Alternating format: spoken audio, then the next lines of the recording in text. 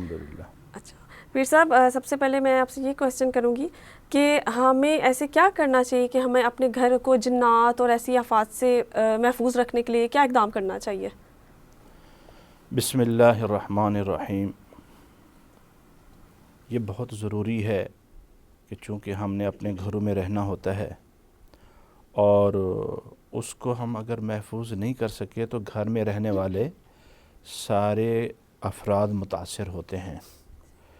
جادو میں تو یہ ایک تھوڑا سا ڈیفرنٹ ہے کہ ایک فرد واحد پہ اگر جادو ہوتا ہے تو وہ فرد واحد ہی متاثر ہوتا ہے، ٹھیک، یا گھر کے دو افراد پہ جادو ہوتا ہے تو دونوں افراد متاثر ہوتے ہیں۔ صحیح، اگر جناتی اثرات سایہ یا آسیب گھر پہ ہو تو پورا گھر متاثر ہوتا ہے۔ اچھا، یہ بات ذہن نشین کر لینی چاہیے، اور اس کو بعض اوقات ہم نے ایسی سنا ہے، کافی لوگ آ کے مجھے یہ بتاتے ہیں کہ جی بڑے لوگ کہتے ہیں کہ یہ قصے کہانیاں ہیں، پہلے ہم سنا کرتے تھے، کہاں ہے جنات، کہاں کچھ ہے، ایسی کوئی بات نہیں ہے۔ اور اللہ کے نبی صلی اللہ علیہ وسلم کے زمانے میں ایک صحابی کے گھر جنات آ گئے، اور وہ صحابی اللہ کے نبی صلی اللہ علیہ وسلم کے پاس آیا اور کہا یا رسول اللہ صلی اللہ علیہ وسلم، جنات نے میرا رہنا محال کر دیا۔ صحیح، پھر اللہ کے نبی صلی اللہ علیہ وسلم نے ایک دعا بتائی، ایک طریقہ بتایا کہ اس کو آپ تکیے کے اندر رکھ دیں صحیح، اور اس کے بعد اس کو ہٹانا نہیں ہے۔ اچھا، ٹھیک ہے، صحیح، اب ہم دیکھتے ہیں کہ ہر چیز ہمیں سنت سے مل جاتی ہے۔ ٹھیک، جیسے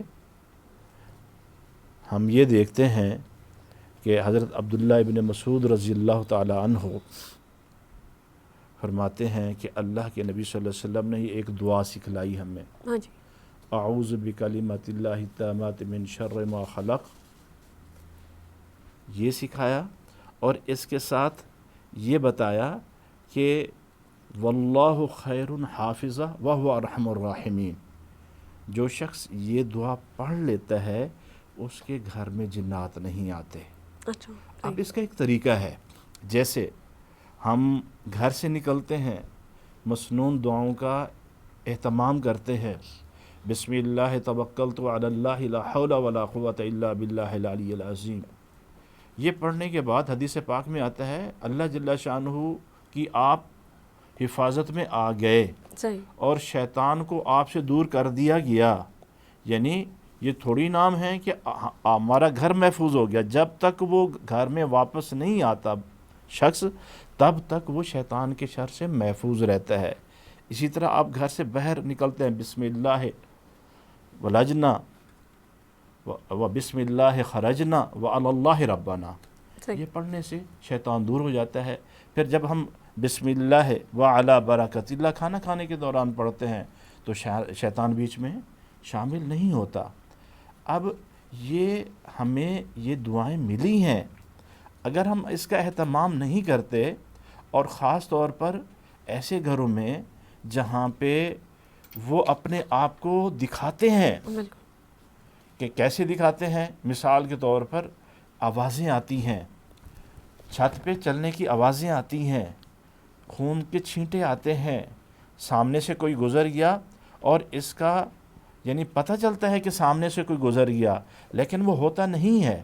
صحیح، اب اس کے علاوہ اور بہت سی چیزیں ہیں کہ پیچھے سے کوئی کھڑا ہے، اب یہ وہ اپنا آپ دکھاتے ہیں، اس کے باوجود ہم یہ کہیں کہ جی ایسا نہیں ہے، تو اس کو ہم اچھے طریقے سے اس کا اہتمام کریں۔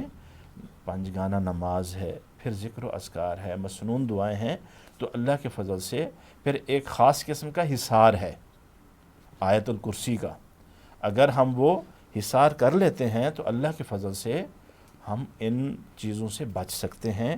اور یہ حقیقت ہے، یعنی اس گھر میں سکون نہیں ہوتا اور ہمیشہ لڑائی رہتی ہے بلا وجہ، بلا کسی چیز کے ہونے پہ، یعنی کوئی چیز نہیں ہوئی ایسے لڑائیاں شروع ہو جاتی ہیں بنا بیٹھے کسی بات بیٹھے۔ کے، بالکل، تو اس لیے یہ اس چیز کو ہم پورے فوکس ہو کے ہم اس کو کریں تاکہ ان چیزوں سے ہم بچ سکیں.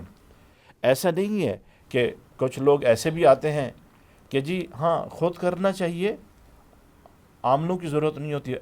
یہ بھی سوچنے کی بات ہے بالکل. کہ آپ ایک چیز آپ کے کنٹرول میں نہیں آ رہی، اس کے لیے آپ کو روحانی عامل کی ضرورت ہوتی ہے. پراپر علاج چاہیے، اس کا ٹریٹمنٹ چاہیے. پراپر علاج کے لیے آپ سے وہ چیز نہیں نکل رہی اور بلکہ نکل نہیں رہی، اوپر آپ کا نقصان کر ریورس رہی ہوتی ہے. جا رہی. بالکل. ٹھیک ہے.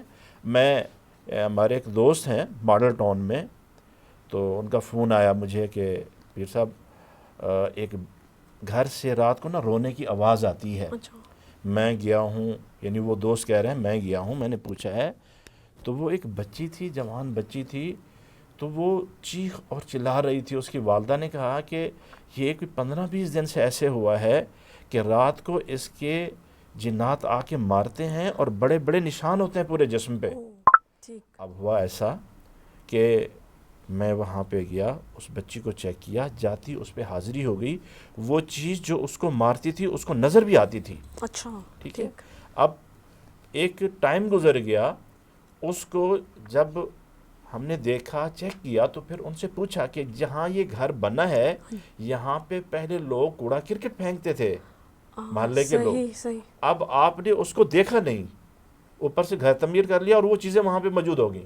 اچھا. اب وہ چیزیں نہ صرف اس بچی کو ہٹ کرتی تھیں، مارتی تھیں، بلکہ پورا گھر اس پہ متاثر تھا. صحیح. اب اس کو اس بچی پہ حاضری کروائی اور اس چیز کو جلایا، پھر جا کے وہ بچی کو افاقہ ہوا. ایسا نہیں ہے کہ اب وہ 15-20 دن سے کہتے ہیں ہم مختلف عاملوں کے پاس بھی گئے، ہاں جی. ہماری بچی کو افاقہ نہیں ہوا. تو یہ چیزیں ہیں، کچھ چیزیں ہیں کہ ہم دعاؤں سے ان کی شدت کو کم کر سکتے ہیں، ان کو روک سکتے ہیں. اگر ایسا نہیں ہوتا تو پھر اس کے لیے ایک پراپر روحانی قرآنی عامل کو اس خدمات حاصل کرنی چاہیے تاکہ ہمارے گھر جو ہے ان چیزوں سے بچ سکیں. ٹھیک. کیونکہ ایک